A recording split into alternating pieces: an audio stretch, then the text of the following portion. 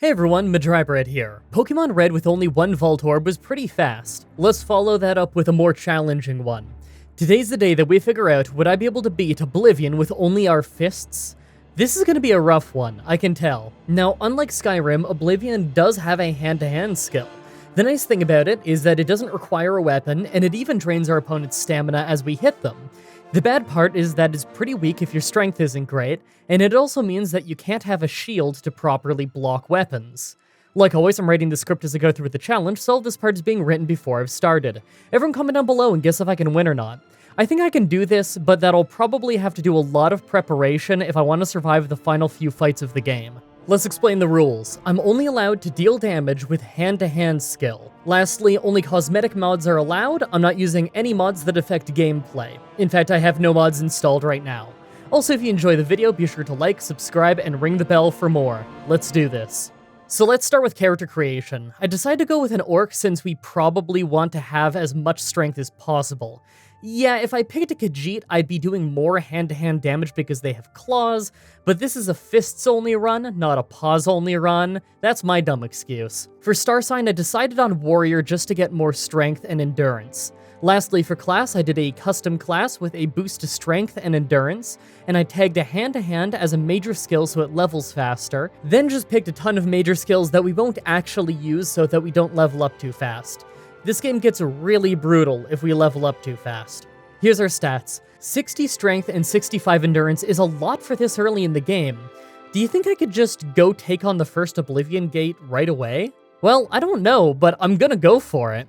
Not gonna fight that big first group, though. I've gotta pick my battles. It seems like I fare pretty well against these scamps when I take them out one by one, but I'm gonna burn through most of my health potions eventually. Plus, the fireballs really hurt. By the time we started going through health potions, though, I decided to just run for the tower. In the interior, we mostly have to weave between the enemies and traps because of the numbers they come at us in, but overall, it wasn't too bad. I made a beeline straight to the guard who has the key at the top and totally sucker punched him while he was trying to talk to us. He actually stumbled and we took him out fast. He did not see that coming. The top of the tower was pretty tense because I could hear them all around me, and every time I'd whip my camera around, they were right in my face. I closed the gate, but we're gonna need better armor if we want to punch these guys out in the future.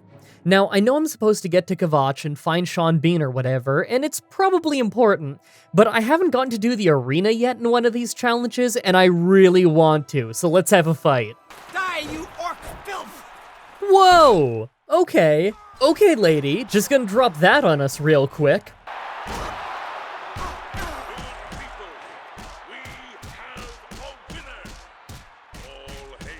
Look, I know this seems excessive, but I signed up for a battle to the death not to get called orc filth. I want a new opponent. This second fight is much closer. We win, but it wasn't without a few close calls. It seems like our stamina is a bit of an issue, and if we can't drain their stamina fast enough, we're in some serious trouble.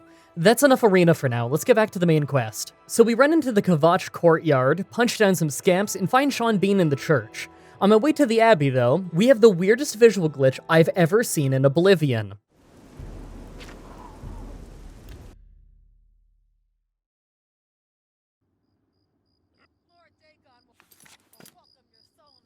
Now, I'm gonna show you it again, because it's so weird that I couldn't even tell what was going on at first.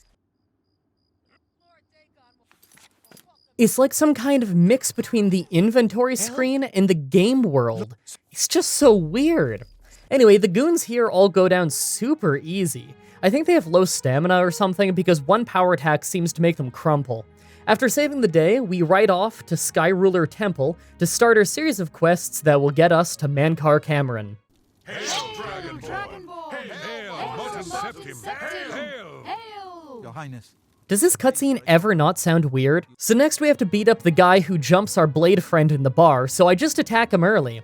I love how I just took this dude out and looted his body with no context in the middle of a bar. Boris just tells us to loot the body. The bartender called for the guards at the beginning. Hey, what did you do that for? You some kind of... But very quickly forgot what happened when I talked to him right after. Luther Broad's boarding house. When I went outside and talked to the guard, they only made me pay a 40 gold fine for killing a dude in cold blood with my bare hands in the bar before he even attacked anybody. Maybe I'll do this more often, that's kind of funny. Anyway, for the dude who goes to the bookstore, we just wait till the millisecond he gets the book, instantly tell him to hand it over, and that the dudes who wrote it kill the Emperor, and then he just hands it all over within earshot of the bookshop owner. I love this game so much. Man, this must be really confusing if you didn't already know this game. Hey, if you want to know the plot, by the way, of why we're doing everything we're doing, watch my Oblivion Illusion Magic run. I go over the plot in that one. So this time, for the part where we have to pretend to be a prospective member of the Mythic Dawn cult, I decide that I'll play the part since Boris is useless. This run, I decided to go with the extra sneaky tactic of just punching his nose into his brain the second the interviewer shows up, grabbed the book off his body, and I just ran for it. Maybe he should have worn armor when meeting a stranger in the sewers? Now that we have the location of the Mythic Dawn base, I go straight there. Now, I know we basically always fight our way in, but I mean, this is a fists run. We gotta see how many of these cultist dorks we can punch out. Most of the first section of the base was pretty easy. They do take quite a few hits if they armor up, but as soon as you get them to stumble, you can go in for the knockout pretty easy. If you're lucky, you can even get a few before they conjure up their armor. I found a healing potion, but other than that, there wasn't any good loot. I really want some new armor. In the main chamber, I decided to just charge in like a madman, ripping through them with my tornado of fists. And my god, would you look at how it went. I thought I'd just instantly die and this would be a funny gag, but they were so inept that we actually won. They were hitting each other with thunderbolts, hitting walls right in front of them, running at me one at a time, and almost none of them conjured up any armor. In the end, we won.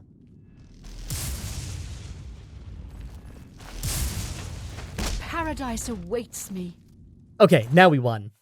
I think she actually died of fall damage before I punched her, by the way. And we even got to save the prisoner this time. He looks like a punchy boy, so this is probably fine. I mean, this is an Elder Scrolls run, so people will complain and say I cheated no matter what I do, but this probably is gonna get a thumbs up from you guys. The whole next area is great. We did blow through some health potions, but it's honestly really fun punching my way through here, although our buddy was no help at all. He was always just running away. By the end of the place, they even stopped trying to fight back and they kept running away.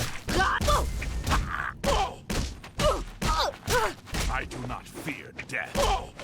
I do. Man, I could do this forever. After leaving there, we have to do the spy quest, so I take out the ever-enthused first spy. You cannot escape the master's vigilance. Then go to her hideout's basement to find the spy plans, then I go back and fight the other spy. We actually almost lost this second fight. It's pretty hard to hit people on uneven terrain due to our terrible range of our punches. Simple quest though, and we did level up. Next is the demon artifact stuff, and we need to be level 2 for the vampire quest I like taking, so I go to sleep and take strength, speed, and endurance. It was a good level up, but I get the feeling I won't want to get past level 2.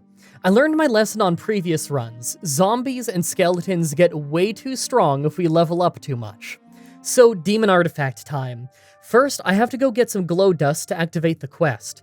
Problem is that it requires that we take down a will-o'-the-wisp to get one, and, turns out we can't punch ghosts. I'm sure that doesn't surprise you to hear, but I kind of forgot about this part. The local priest was willing to do the fight for me, though. For a really long time, in fact. He knows a fireball spell. He could win this fight in like 3 hits, but he's dumb and just keeps using his dagger. For entire minutes. This is the part where you fall down and bleed to death! Wah! Wah! This is the part where you fall down and bleed to death! Seriously, this was 15 minutes. I tried jumping on rocks to get some distance, but the priest wouldn't take the hint. I even tried leading them all the way to an Oblivion portal to hope that it would be collateral damage with all the fireballs flying from the scamps, but no dice. Maybe I can just buy some glow dust? Oh, of course they sell that the main ingredient. It's not even that expensive, why didn't I check here first? Next is the Vampire Cave, and it's incredibly important that we fight these guys one-on-one, because as you can see, even the first one with incredibly terrible equipment managed to come one swing away from taking us out. We have almost no health potions left right now, and casting healing magic seems unfair since this is a fists only run, so I'm gonna just try and be really, really careful. For the really brutal female orc vampire with the claymore, I tried leading her outside during the day. She glowed red and steamed a lot, but never seemed to take any damage. I ended up having an incredibly long and brutal fight with her, where I was once again about a hit away from dying when we finally won. I just don't get why the sun wasn't hurting her. The last vampire though, this guy was a doozy. He can completely demolish us in under 10 seconds if we fight him fair, so we have to get him stuck on this wooden support beam, and he's too dumb to run around it. Now don't go thinking that just because he's stuck means he isn't dangerous. He has a way farther reach than we do. All I can do is wait for the half a second his guard is down from a power attack, so that we can run in, hit him once or twice, then back off. Sometimes I get a few more hits if he stumbles, but this fight took multiple tries. Oh, and it was the slowest 8 minutes of my life. I'm gonna go cure my vampirism real quick because that's the last thing I need. With that cleared out, we have to go help Captain Bird close the vampire gate. Like usual, this is pretty easy since Bird heals himself and hits hard, so I took the chance to fistfight as much as I could to get a bit more skill. It's weird that scamps take so many more hits to take down than the actual armored Daedra. We even got our guards to survive all the way to the tower for once. They died once they were in there though. But hey, finally got new armor. We actually had a super easy time fighting our way to the top, no real troubles. In fact, this entire Oblivion gate start to finish took 8 minutes. The same amount of time it took me to beat up one vampire. Next we have 2 dungeons to crawl through. First we need to go to Sancretor. No, of course I don't know if I'm saying that right. Shut up, you don't know either. To get the armor of an old emperor, and after that is the Great Welkin Stone from Miscarcand. I'm worried about Sancretor since it's loaded with ghosts and I don't think I'll have any way of fighting them, so I expect to run away a lot. Once we get there, I quickly found that indeed our punches do not work on these ghosts, so I get to running around all of them. They don't hit hard, but I have to be careful because there's like 40 of them here. So our goal here is to beat all 4 skeletons of the old members of the Blades that are here.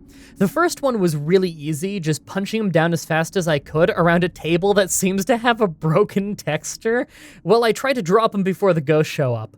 Don't know why that texture is busted, by the way. Like, literally, I haven't changed any game file since the last run. I don't even think I have the mod manager attached to this game, so I'm fairly sure the game just broke. It's Oblivion, are you surprised? Back on track though, all the skeletons ended up being pretty easy to fight, but the real challenge was just getting blocked by ghosts. I can't punch them, but I can't walk through them either. These dudes are everywhere. Even in the final room, while we were waiting for the friendly ghosts of the Blades to help us get to the quest item, we still had to give the evil ghosts the runaround for entire minutes. Still, the dungeon only took 11 minutes, which isn't that bad. After that is Miscarcand, where the goblins and undead are going to war with each other. The goblins are all pretty easy, as are the skeletons, but the zombies take tons of hits. I actually ended up leveling up our hand-to-hand skill a lot in here. When they start showing up in groups is when it gets really bad. If you don't have room to back up and keep fighting, it can get really bad really quick. I took it slow, and it paid off. These dudes have crazy high health. By the end, we have to fight the evil undead wizard, and I knew backup was coming to help him, so I just rushed him into a corner, rained down punches, and it ended up draining his stamina so bad that he was stun-locked in the corner until we took him down. After that, we just had to give a few zombies the runaround while we punched away at them. It was actually a pretty easy dungeon. With that done, it's finally time for us to do the big Oblivion Gate quest. You can get a bunch of backup here by helping close other Oblivion gates, but I decided to just do the fight with no backup, since I seem to remember it being pretty easy either way. At least if you're a low level. The defense portion ended up being pretty easy. They don't really show up in overwhelming numbers until the very end, and you can just run through the gate at that point. The inside of the portal isn't so easy, though. So to heal for most of the game, what I do is I just get in a room with no enemies and choose to wait for an hour to restore health. You're not allowed to wait here. There's a time limit and it doesn't let us sit around, so I just had to run through the place. I died tons of times in here, but at least I know my way around decently by this point. I'd stand and fight, but there's too many of them and we're completely out of healing potions. Thankfully, it didn't take too long until I managed to get around everybody and grab the sigil stone to close the gate. I don't know if we're ready for Paradise, though, but there's only one way to find out. First for the garden. This place is crawling with those little raptor guys who resist physical attacks. We can take them out one at a time by circling around them and raining down punches, but we have to rest between just about every fight not to die. It's a small area though, so before we know it, we're fighting the guard to the next area. We can hardly see anything thanks to the fire effects his sword causes, but we still just hardly won this first try, so it's on to the grotto. The first part of the grotto is super easy since it's just a few lone raptors. The second part, though, was much harder. We befriended this immortal cultist, like usual, but there's just about nowhere to wait and heal in here since the enemies are all over the place. We ended up just running through the last little bit here so that we could meet up with our cultist friend for help. Once he was with us, we started having a much easier time making progress, partly because he takes some of the hits for us, and partly because he sometimes throws thunderbolts that are great against Daedra. It took a while, but we were in no major danger here. But we did end up breaking our chest armor, so things are looking really rough. No chest armor going into the final fight means our armor is cut like in half. Alright, so we're nearing the fight with Mankar Camoran. Hardest fight of the game. He is backup, but I know if I take him down, then I auto-win the fight. So I think I'm just going to drink my potion that gives me a little spell defense, then hit him as fast and as hard as I can, and hope he goes down before he and his goons can take me down. We got a few small healing potions in the grotto, so let's hope this lasts. Let's do this. The first 3 attempts went decently, with us lasting about an entire minute or 2 into the fight each time. Mankar has tons of health, but he really doesn't fight back very well. He mostly leaves his goons to hit us in the back while we punch him. It went alright, but he uses healing magic a lot, and our cultist buddy is more of a distraction than he is a major damage dealer. That's when I had an idea. I know his goons revive, but it takes a while. What if I take them out first? On our next attempt, we instantly jumped his goons in the room, and Mankar literally just watches us take them out, and then tries to talk to us like this is normal. Did he not see that? A long time for you, champion. Do your best. Anyway, thanks to that, it was super easy to get both me and my buddy to focus on Mankar, dealing way more damage to him and beating him on that very attempt. Now all that's left is to escort Sean Bean to the Temple of the One in the middle of the Imperial City. The Daedra here seem to have more health than the ones we usually fight, but we also have a lot of backup, so really it's not that bad. In the second area, we died a few times when I realized that if you literally just walk straight to the temple, then Shio Gorath spawns right away, and you can just go talk to Sean Bean, then walk into the temple. So we did that, and finished the run. That was a really fun run. I had really missed doing these Oblivion runs. It seems like every run provides a really unique challenge that I have to figure out my way around in a way that I don't often get to with other games. I really hope you guys like that run. For next Saturday's challenge, it's back to Pokemon with Pokemon Red with only 1 Onyx. As always, I'm looking forward to your suggestions in the comments, in the challenge request section of my Discord channel, and on Twitter. Subscribe, ring the bell, stay tuned. If you want to see me do more challenges like this, please let me know in the comments or on Twitter. I can always use more ideas from you guys on what I should do next. Also check out the playlist in the description if you want to watch all the challenges that I've already uploaded. Also come to my Twitch TV streams and tell me that this video sent you. It's always cool to hear how you found the channel.